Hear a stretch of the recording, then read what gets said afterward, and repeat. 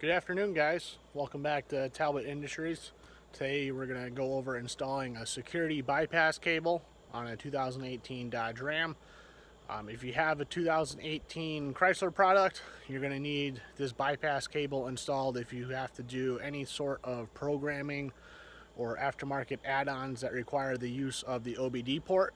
So for me, I'm using it for alfaOBD, and I also got an OBD flasher module, and I'll be making videos about using both of those. But today we're just going to be installing that bypass cable. So here we have two different style bypass cables. This one here on the left, I've already used. It worked for both the alfaOBD program along with my OBD flasher I got, and that's the one that we're going to be installing because I like the quality a lot better and there's less going on. This other harness I got when I purchased the OBD flasher, and this one has two plugs to plug into the module up underneath the dash, and then it also has two OBD ports, so that way it's kind of a dual purpose bypass cable and a T-harness for the OBD. Right now I don't have a use for two OBD ports, two OBD programs running at the same time, and the quality on this one I'm not a huge fan of, so we're going to be installing this one. So the way this works is that you have the factory OBD port right here underneath the dash, and that pin is going to be replaced with this one in the harness, and this one will get plugged into your existing connector, and then this bypass part of the cable gets plugged into this green module up underneath the dash. You're going to have, some vehicles may have more open ports, some may have less, but you're always going to have at least one open port. It doesn't matter where it gets plugged into, and that's where you're going to plug in this white connector. If you had the two plug style, then there's going to be another module right behind that one that you'll plug in your green one. But for now, we're going to pull off this lower dash piece so I can show you how to install this male end of the OBD port.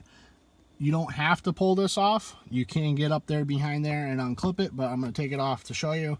So there's just two 7mm bolts that hold this on, and then it unclips at the top, and that's how you do it.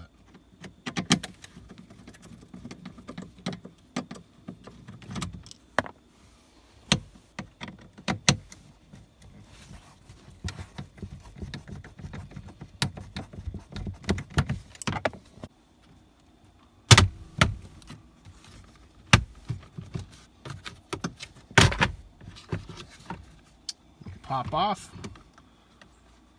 drop it down, and then you can just let it kind of hang in place. This is off. You're going to see that there's two tabs on either side of the connector.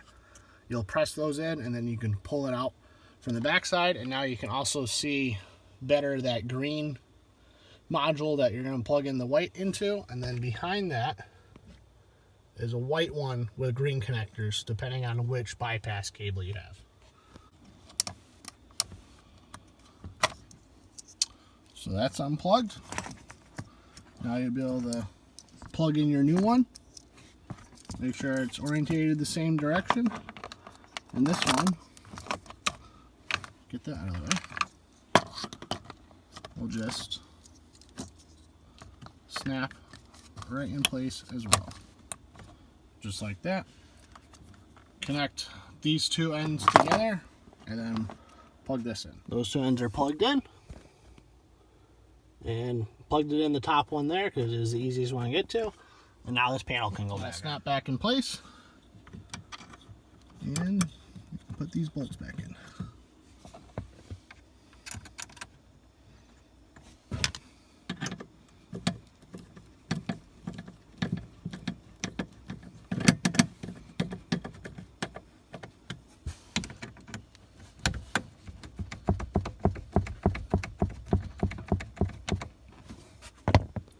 And now we'll just take a couple zip ties and we'll tie up that plug up underneath out of the way so you don't hit it with your foot. So it's all tied up out of the way, and that's it. We're all done. There's nothing wrong with leaving this plugged in full time. It doesn't change anything. It is recommended that if you were to bring your vehicle to the dealer, that you disconnect it and put it back to factory, just so that they're not questioning you about, oh, what have you been doing inside your vehicle. and also that way there won't be any issues that may come up with communication on their end of being able to communicate to your vehicle. Side note, these little wire cutters are the best things ever for cutting zip ties. It leaves a nice flush edge that isn't sharp, so you're not going to cut your arm open, because we've all been there. So I got these from McMaster Car. I'll put the link in the description. Definitely worth getting yourself a set. That's it. Be on the lookout for future videos going over some alfaOBD programming and the OBD flasher. Thanks for watching. Like, comment, and subscribe.